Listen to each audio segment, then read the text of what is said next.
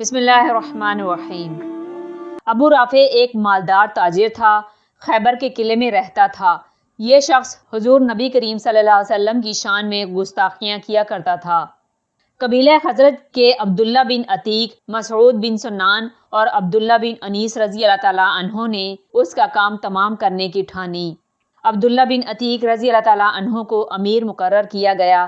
یہ تینوں شام کے وقت اس کے قلعے کے قریب پہنچ گئے۔ حضرت عبداللہ رضی اللہ تعالیٰ عنہ نے اپنے ساتھیوں سے کہا، میں کسی نہ کسی ترکیب سے قلعے کے اندر داخل ہو جاؤں گا۔ اندھیرا چھانے لگا تو یہ رفع حاجت کے انداز میں قلعے کی فصیل سے بالکل لگ کر بیٹھ گئے۔ دربان نے خیال کیا کہ یہ اپنا ہی آدمی ہے۔ دروازہ بند ہونے کا وقت آیا تو دربان نے خود آواز دی، دروازہ بند ہو رہا ہے، اندر آ جاؤ۔ یہ اٹھ کر قلعے میں داخل ہونے والے لوگوں میں شامل ہو گئے۔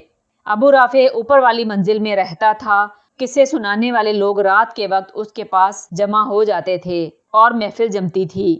جب وہ لوگ قصے سنا کر چلے گئے تو دربان نے تمام دروازے بند کر دیے اور چابیاں ایک طاق میں رکھ کر سونے کے لیے لیٹ گیا۔ حضرت عبداللہ بن عتیق رضی اللہ تعالیٰ عنہ نے اسے بے خبر پا کر چابیاں اٹھا لیں۔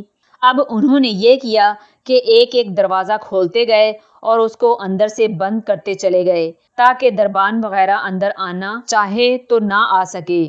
آخر وہ اس مقام پر پہنچ گئے جہاں ابو رافع اپنے بچوں کے ساتھ سویا ہوا تھا۔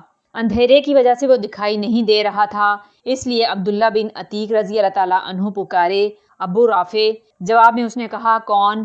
حضرت عبداللہ بن عتیق رضی اللہ تعالیٰ عنہ نے آواز کے رخ پر تلوار کا وار کیا، لیکن وار اوچھا پڑا۔ پہلے تو اس نے گھبرا کر شور مچا دیا، لیکن پھر وہ خاموش ہو گیا تاکہ حملہ آور یہ خیال کرے کہ اب یہاں کوئی نہیں ہے۔ ادھر حضرت عبداللہ بن عتیق رضی اللہ تعالیٰ عنہ نے یہ چال سمجھ لی۔ اب آواز بدل کر پوچھا، ابو رافع، یہ کیسا شور تھا؟ ابو رافع سمجھا کہ یہ میرا کوئی ساتھی مدد کے لیے آیا ہے۔ اس نے کہا، شاید کمرے میں کوئی گھس آیا ہے، اس نے مجھ پر وار کیا تھا۔ اب حضرت عبداللہ بن عتیق رضی اللہ تعالیٰ عنہ اس جگہ سے صحیح طور پر واقف ہو گئے جہاں ابو رافع چھپا ہوا تھا، چنانچہ قریب پہنچ کر تلوار اس کے پیٹ میں گھونپ دی۔ تلوار آر پار ہو گئی۔ حضرت عبداللہ بن عتیق رضی اللہ تعالیٰ عنہ فوراً واپس روانہ ہوئے۔ سیڑھیاں اتر رہے تھے، ایسے میں اندھیرے کی وجہ سے انہوں نے خیال کیا کہ سیڑھیاں ختم ہو گئیں اور زمین آ گئی ہے، لیکن ابھی سیڑھیاں باقی تھیں۔ یہ بلندی سے نیچے گرے اور ان کی ایک ٹانگ ٹوٹ گئی۔ انہوں نے اپنا عمامہ اتار کر ٹانگ پر باندھا اور گھسٹ کر باہر نکل آئے۔ پھر اپنے دونوں ساتھیوں سے کہا، تم لوگ جاؤ، میں صبح آؤں گا، کام ہو گیا ہے۔ صبح تک وہ سخت خطرے کے باوجود قلعے کے باہر چھپے رہے۔ جب صبح سویرے قلعے کی دیوار پر اعلان ہوا کہ کسی نے ابو رافع کو قتل کر دیا ہے، تب انہیں اطمینان ہوا۔ اسی لیے یہ رک گئے تھے کہ کہیں وہ بچ نہ گیا ہو۔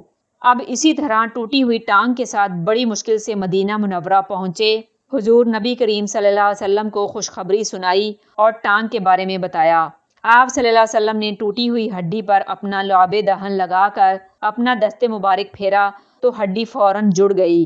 ابو رافع نبی کریم صلی اللہ علیہ وسلم کی شان میں گستاخی ہی نہیں کرتا تھا، بلکہ قریش کو مسلمانوں کے خلاف جنگ پر بھی ابھارتا تھا۔ اس طرح یہ جہنم رسید ہوا۔